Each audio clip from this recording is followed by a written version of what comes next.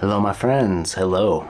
Today we are going to do another video in Intermediate English, okay? Intermediate English. I am only going to speak English. But I will speak slow and clear so that you can understand me. So today we, you and I, we are going to talk about a book.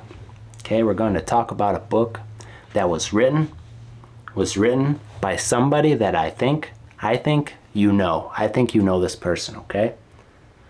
Today we are going to talk about Mr. Salas's book, okay?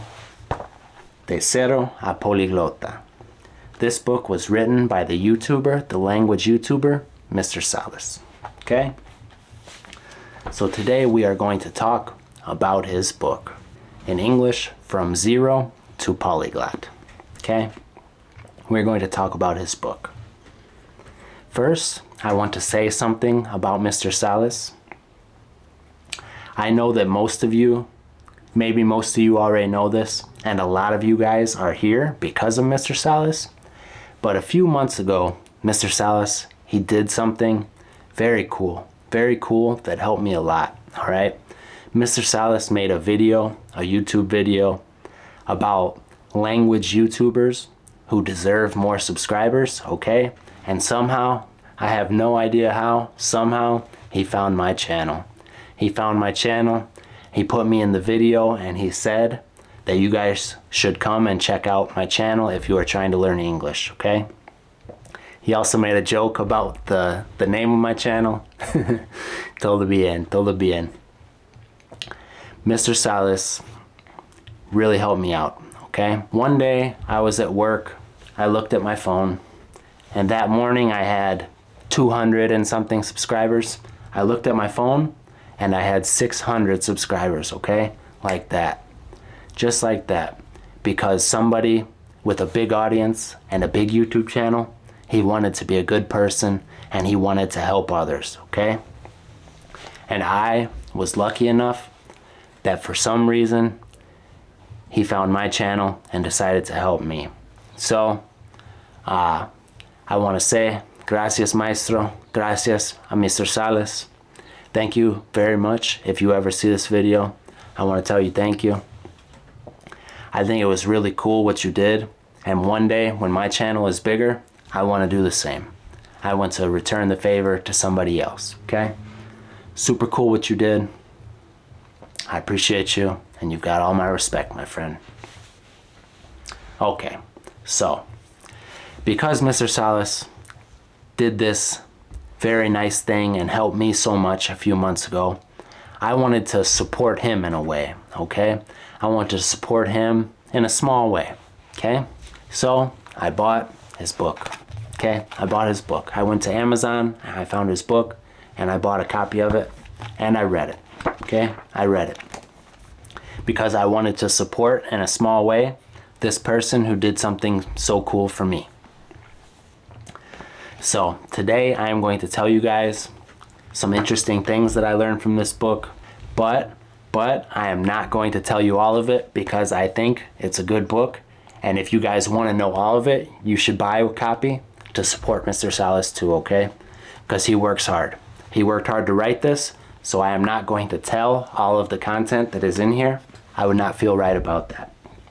So I'm only going to tell you guys some of the interesting things that I learned from this book, okay? Here we go. All right. So in the first chapter of this book, Mr. Salas, he breaks down, okay? He describes each level of understanding a language, okay? From A1 all the way to C2. And from reading each level, I think that my Spanish is probably a strong B2 and my French is a very weak B1, okay? But it's interesting to read these things and understand your level better.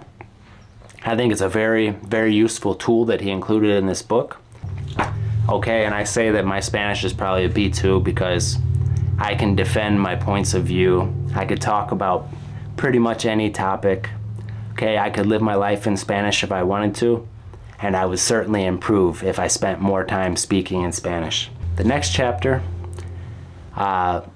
describes the differences between being bilingual, trilingual, or a polyglot. And this one is interesting, and I think that he's right in saying that a lot of the times in language learning communities, for example, polyglot YouTubers or things like that, sometimes they are very strict in their definitions of what it means to be a polyglot.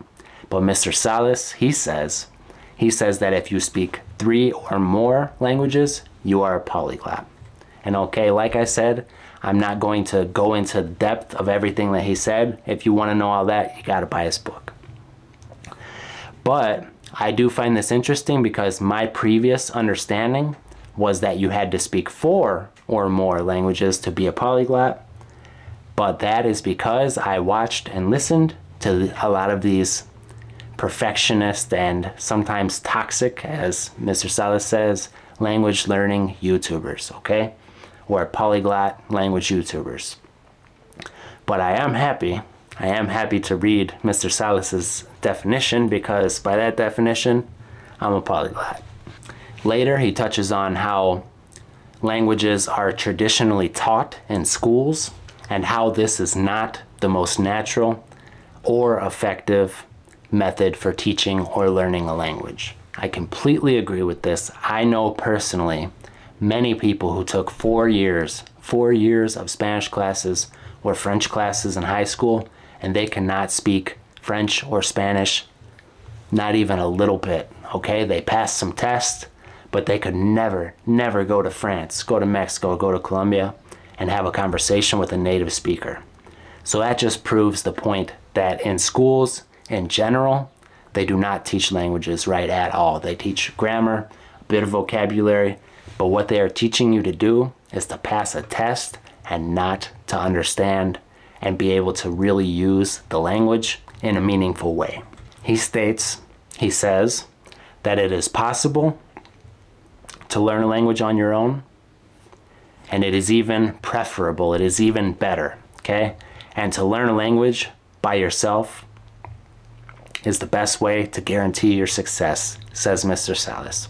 And I agree, because if you do not have the drive, the desire to learn a language by yourself and to spend a lot of your own time learning language, you will never speak a language well. So it's important that you take the initiative and you put in a lot of hard work on your own, or you'll never learn. You'll never be able to speak properly. And this ties into what I said the other day in my video about how in life we generally get what we deserve, okay? You get what you put into something, okay? So if you spend a lot of your free time working on a language, you will get what you deserve, and after some time working hard, you will speak that language well.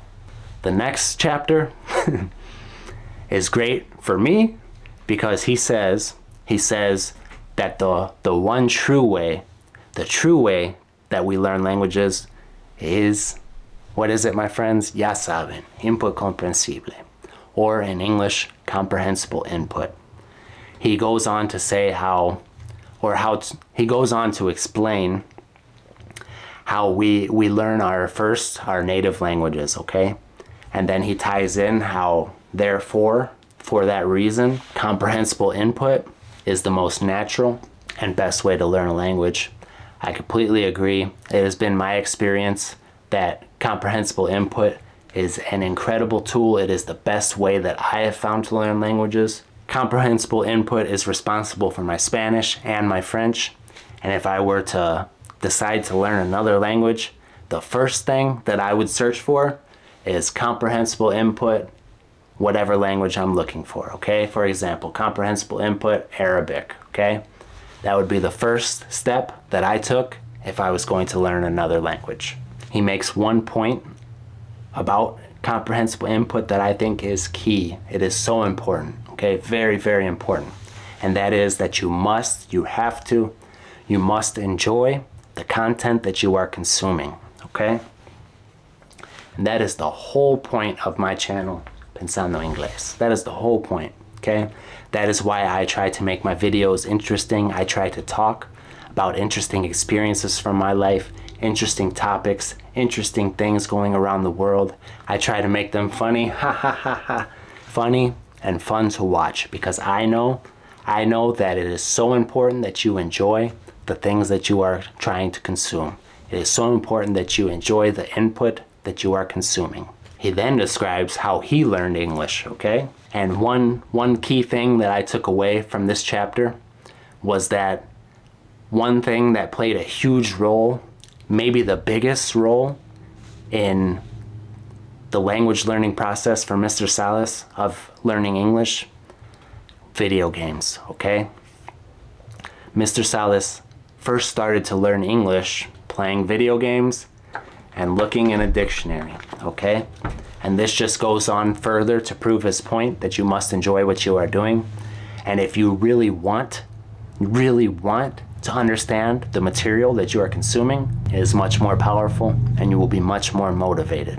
So the video games Zelda and Mega Man played a huge part in the way that Mr. Salas learned English.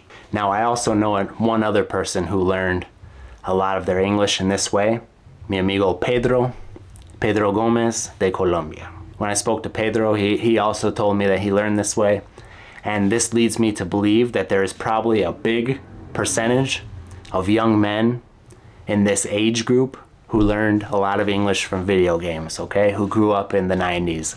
I have to imagine that there are many Spanish speaking, or for that matter, anybody who did not speak English, who learned through video games in the 90s. There is a whole chapter about his method for learning a language, and I'm not going to tell all of his secrets. You'll have to either go and watch all of his videos or buy the book. But I will say the 3 points of what Mr. Salas calls the input trifecta, okay?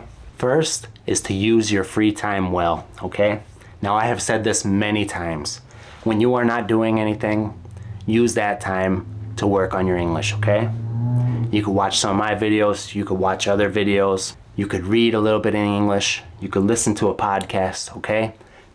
Do not waste your time. If you have to walk somewhere, put in your headphones and listen to some English. Use your free time well. The second part of the input trifecta, be constant and disciplined. I speak about discipline all the time in my videos, okay? And discipline is one of the most important parts of life, whether you want to be successful in language learning, earning money, getting strong, getting in shape. No matter what it is, if you have goals, discipline is key. Discipline is so important. But especially in language learning, you have to be disciplined, you have to be constant. This means doing a bit every day. So doing 30 minutes every day will get you a lot farther than doing 3 hours once a week, okay? Every day we have to work and get a little bit closer to our goal. And the third part of the input trifecta is we have to adapt to our situation. So for example, if what you are always doing is watching a certain show or series on Netflix in English, and it's easy for you, okay? That means it is time to adapt and find a new, more difficult content, okay? Or maybe you watch my videos, okay, and you already can understand me well. That's great, but now maybe you need to try watching shows on Netflix, okay? Something a little bit more difficult to adapt and grow to that next level, okay? And at the very end of his book, he writes a letter to the reader, more or less stating, thank you so much for reading this book. It was difficult to write, etc., etc. But he asked that we recommend his book to family and friends. That's what I'm doing in this video. I recommend that you guys check this book out, okay? It's very interesting, very in-depth. In-depth means that he went into detail and explained things very thoroughly.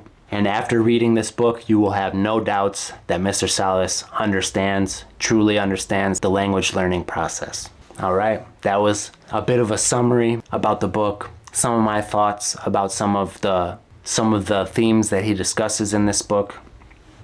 Overall, I think it was a good read, It was very good for my Spanish because Mr. Salas is an intelligent person. He uses big words, okay? And it was good for my vocabulary, good for my understanding of Spanish, and I'm glad that I bought and read this book. So another big shout out to Mr. Salas.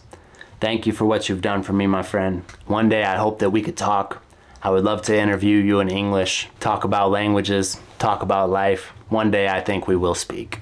Okay, my friends, como siempre, muchísimas gracias por ver y nos vemos pronto.